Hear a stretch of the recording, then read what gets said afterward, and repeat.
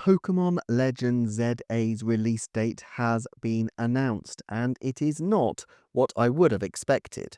Zooming onto the console on the 16th of October, it is several weeks prior to the traditional Pokémon pre-Thanksgiving slot, and this opens up room for speculation as to how Nintendo's cavalcade of holiday titles and potentially yet unannounced titles could fit in to this window. The American Thanksgiving holiday falls on the 27th of November 2025. It is vanishingly unlikely that a game will release on the big day itself, but in the holiday season, Nintendo stacks them up tight. For bigger game releases, a 3-week spacing is usually preferred, but for smaller titles like 2023's combo of WarioWare Move It and Super Mario RPG, 2-week intervals were absolutely fine, and they have been known to go for just 1 week when it's indie or third-party developed titles slotting in, such as Fire Emblem Warriors in 2017 or The Stretchers in 2019. It's not like every year has a game on the week before Thanksgiving, but it's uncommon not to have something in the slot, barring some kind of delay, and so the 20th of November has to be at least a 50% chance at having a release this year. If not, it'll probably be the 13th of November. What's curious about the 16th of October for Pokemon then is that this leaves 5 weeks before the next holiday title is likely to be released, which would be unusual except for one innovation that Nintendo has demonstrated recently: the Nintendo Switch 2 Edition and Plus games following very shortly or alongside other titles. Note that everyone's favourite paragon of polysyllabicism, Super Mario Party Jamboree Nintendo Switch 2 Edition plus Jamboree TV, is set for a mere week after Donkey Kong Bonanza. Under usual circumstances, a huge game like Bonanza would be followed by a long period for players to bask in the glory of the title, and it seems rather strange to me that they are making the window before the next big release so tight. However, I can kind of see it. You don't want the title to release too far ahead of a title like Donkey Kong Bonanza, because in that time your advertising focus needs to be on the big new game and making sure people are aware of that. By having Jamboree TV right after, it doesn't have quite the same prestige, but Jamboree TV arguably doesn't need it. I would guess a significant portion of the player base might not be day one players, but will pick it up for Christmas, either as an upgrade patch or playing for the first time as casual players. Therefore, a week's lead-in is more than appropriate.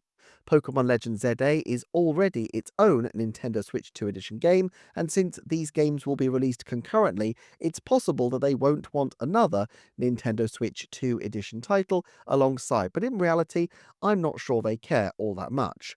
There are 4 original games and 4 Nintendo Switch 2 Edition titles scheduled until the end of the summer, and I expect them to continue this kind of density of reveals, if only because promoting the upgrade patches effectively promotes both the Switch and the Switch 2 library concurrently, which has to be good for business.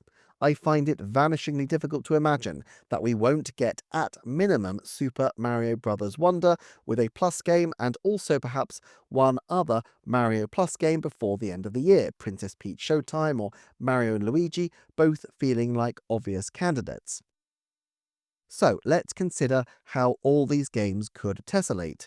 Kirby and the Forgotten Land Nintendo Switch 2 Edition plus Starcross Road is scheduled for the 28th of August.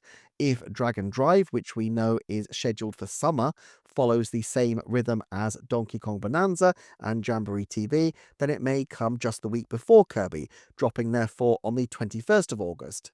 Nintendo is usually very quiet in August up until the very last few days of the month, and even then, if there's any kind of activity, it's usually third-party collabs, like with Ubisoft or Platinum, or HAL doing some kind of Kirby-themed downloadable. Dragon Drive, though, feels like the kind of game that is minor enough, a bit like last year's EMEO, to fit that kind of scheduling, and would require fairly minimal oversight and promotion, as it is going to be chiefly digital, I would expect. So it could drop in August, though of course the beginning of September would also possibly still count as the summer window on a technicality. Still, after this, we have 6 free weeks before Pokemon and 5 free weeks afterwards until Thanksgiving. After Thanksgiving, the tradition is generally for any December game to come 3 weeks after the prior title, which this year would probably mean the 11th of December. I think there will almost certainly be an 11th December or 4th of December title this time, and since the only title we know to be coming this winter is Hyrule Warriors Age of Imprisonment, let's whack that in the slot for now. It's probably true that the winter slot could mean January or February 2026, but the in-error reveal of winter 2025 on their investor briefing slides probably suggests that 2025 is more likely than not, as I can't really see where else they could have come across this mistake. My assumption is that Nintendo had another title that they were fancying for the December slot, but for whatever reasons, they may have decided to push it back. I've used the comparison before of New Super Mario Bros. U Deluxe being extremely early in January, to the point where it seems almost certainly like the backup game for Super Smash Bros. Ultimate. I 70% expect to see a January game to be revealed by the end of September, and one that would have made some sense in December at that. There are two titles we need to see in this window before the end of the year, therefore: Kirby Air Riders and Metroid Prime 4 Beyond. There are no real clues as to when these titles could come that are hugely meaningful. It's true that Sakurai's previous game, Super Smash Bros. Ultimate, was of course pushed back until the last point in the calendar year and released in December, but in the early days of the Switch, Nintendo were desperate to meet deadlines and had quite long gaps. Sakurai this time has presumably been working on Kirby since he polished off his YouTube channel, and given that he once mentioned that racing games don't take that long, it could even have been completed quite a while ago. That means scheduling would be more a matter of marketing schedule than anything else to do with the game. I don't think two Kirbys in consecutive months makes too much sense though, so let's pop Kirby's Air Riders 4 weeks from Pokémon and Metroid Prime 4 4 weeks before. This is already looking like a pretty dense lineup, but I reckon that there is some more that we can add on. First up, Super Mario Bros. Wonder. If Nintendo announce it as a September Direct, it's theoretically possible that it could hit shelves with only a short delay. Super Mario 3D All-Stars only had about 16 days lead-up time after all, and being a digital download, it will be a fairly easy title to shadow drop. Let's assume that, like Jamboree TV after Donkey Kong Bonanza, Wonder and a Bowser is Furry Plus game is the chaser to Sam Says Whiskey and comes on the 25th of September. What does the holiday not have that almost every holiday season has, though? A big, exclusive Mario title. I have discussed Luigi's Mansion before, and while it's a strong possibility, I don't think it's necessarily flat out likely, though in a field of low likelihood maybes, that does put it as a leading candidate. We also should review the state of play with other Mario developers. The 3D development team could go double duty with a new 3D Mario this holiday, but it would almost certainly be overkill, especially since they will want some big guns up their sleeve for next year's titles. Mario and Luigi might be worth a plus game, but both that and Paper Mario are a long way off having sequels.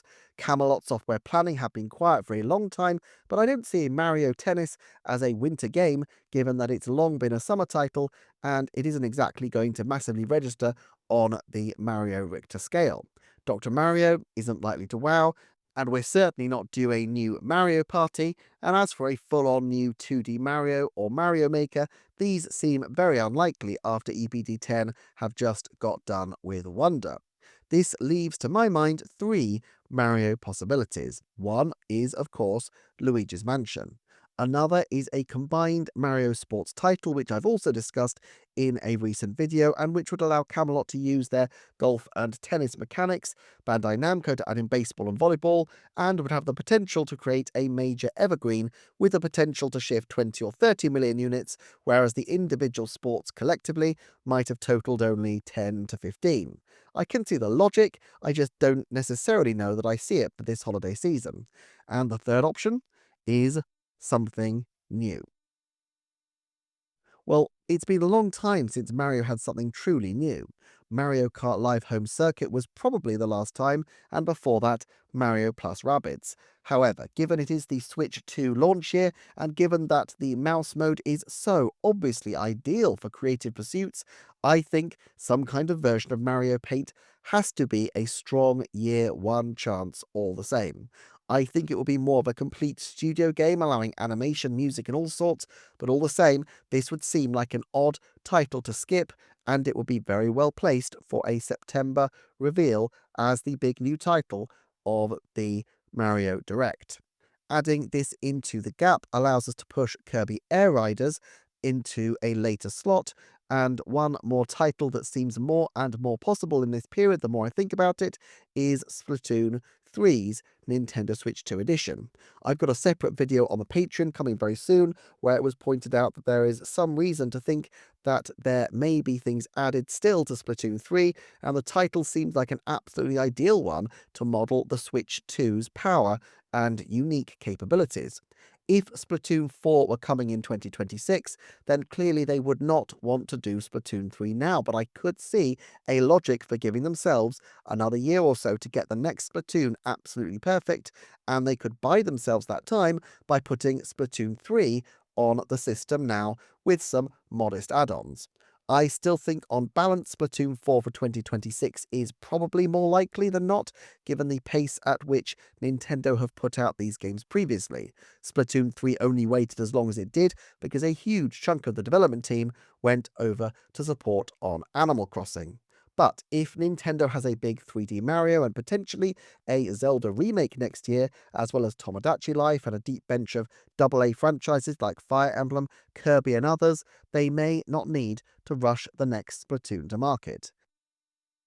This leads to a lineup of Dragon Drive on the 21st of August, Kirby and the Forgotten Land on the 28th of August, Metroid Prime 4 on the 18th of September, Super Mario Bros. Wonder on the 25th of September, Pokémon Legends ZA on the 16th of October, Splatoon 3 on the 23rd of October, Mario Studio on the 6th of November, Kirby's Air Riders on the 20th of November, and Hyrule Warriors Age of Imprisonment on the 11th of December. Now that is an utterly insane lineup of titles, and under usual circumstances I would think it completely impossible, except that this kind of density is consistent with what's already been announced and the way they're using Nintendo Switch 2 edition titles so far. Of course, there are plenty of other possibilities.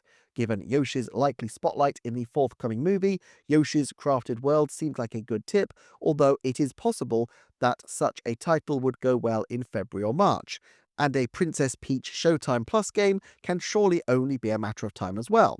Perhaps Xenoblade Chronicles X's Nintendo Switch 2 edition might be used as an eye-popping graphical showcase, and of course it can't be too long before we see those crafty Pikmin again. Still, it is shaping up to be quite the debut year for the Switch 2, and I have a hunch that 2026 will only continue the awesomeness. Thank you for watching, liking, sharing, and subscribing. Please do check out the Patreon for more stuff, and I shall see you next time for another Nintendo Forecast.